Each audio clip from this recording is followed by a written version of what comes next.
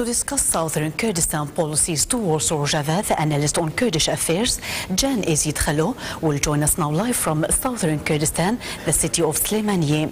Thanks for being with us, Mr. Ezidxelo. Let me start asking you about your view on the self-rule administrations of Rojava. What's your assessment on this achievement gained by the people of Rojava? Yes, hello, good afternoon. First of all, the self-rule administration in Western Kurdistan or Rojava came as a natural result after establishing committees in villages, towns, and cities, which have been under the control of People's Protection Units, YPG. It's not a gift offered by anyone, but the result of the comeback of hundreds of thousands of brave Kurdish young girls and boys. These regions are the only liberated zones in Syria, and this is because of the reality that all sects, communities, and religions are free how to practice their beliefs, and they are welcomed along with their differences.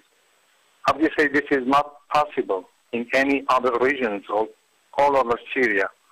On the other hand, it is the first time in the Middle East that we have an interim constitution which begins with "we, the people of areas of self-administration, Kurds, Assyrians, Turkmens, Armenians, Chechens, etc." Nonetheless, we should know that this administration has to make good relations to invite international organizations to see this reality from inside. All the major parties in southern Kurdistan, apart from the KDP, recognize the administration set up in Rojava. Is the KDP decision of not recognizing the administrations a pure Kurdish decision, or are there any powers who are exerting pressure on the KDP to take this stance?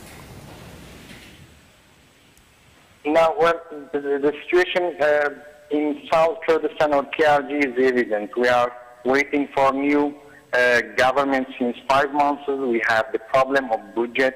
We have a financial crisis which is not solved yet. An agreement on petroleum of Kurdistan was signed between KDP and Turkey in the name of KRG government.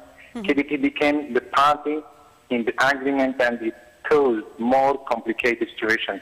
There is also an infight going on between Gulen and Erdogan, as you know, in Turkey, but both of them have their own institution in southern Kurdistan. When we take all these into account, we can easily conclude that the decision of not recognizing a Kurdish administration by another Kurdish administration cannot be a pure Kurdish decision. In addition, the ones who verbally support and recognize the self-rule administration of Rojava have not showed a demonstration yet. So this may be a part of the political problem inside KRG. The other two main actors in the Middle East, USA and Russia, should not be forgotten as well.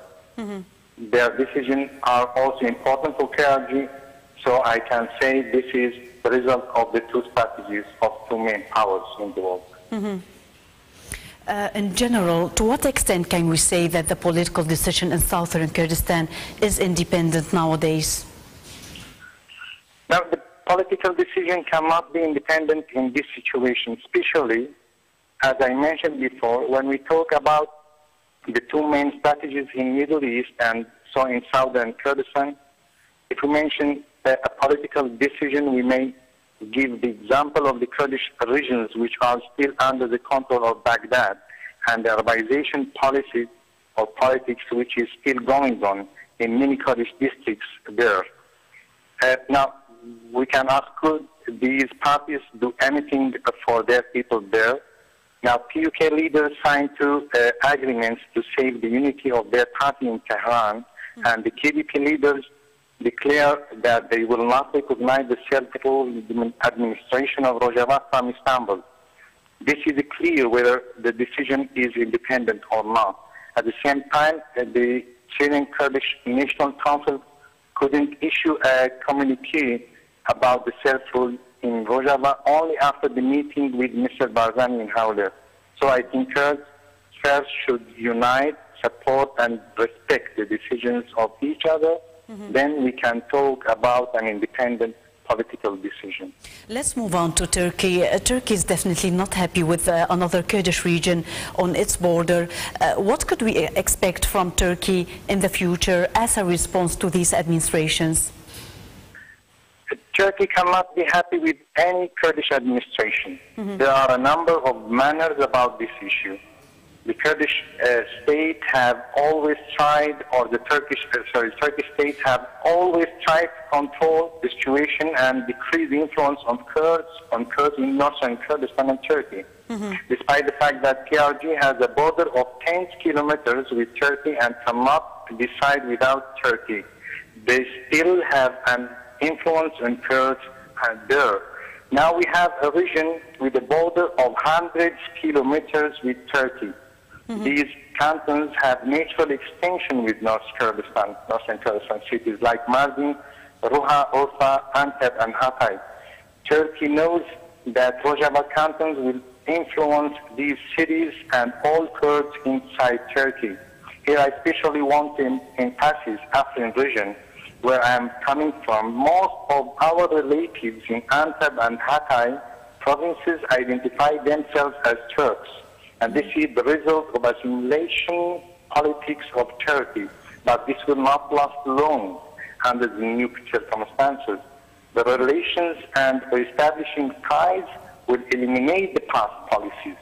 Turkey realizes this, and it will try to decrease this influence with new policies which will affect Kurds on both sides.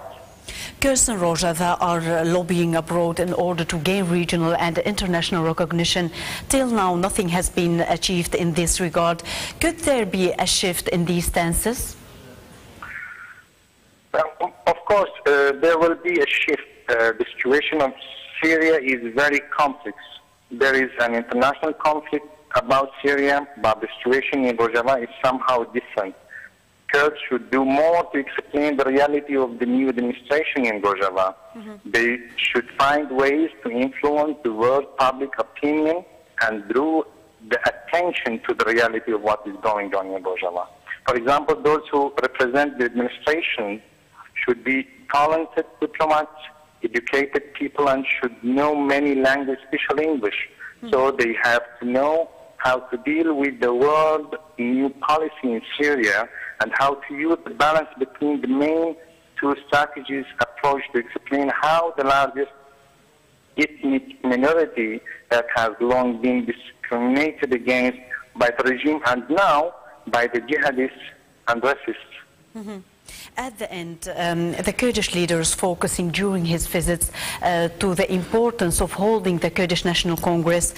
To your opinion, what will be, what will the Kurdish National Congress mean for the Kurdish issue in 4 parts of Kurdistan? Now, I was one of the participators in the preparation of the Kurdish National Congress in Hawler. So I can say holding Kurdish Congress will affect the Kurdish policy in Kurdistan, in all Kurdistan, especially in Rojava. The Congress will be the first step toward protecting Kurdish people in Rojava from jihadists and the extremists.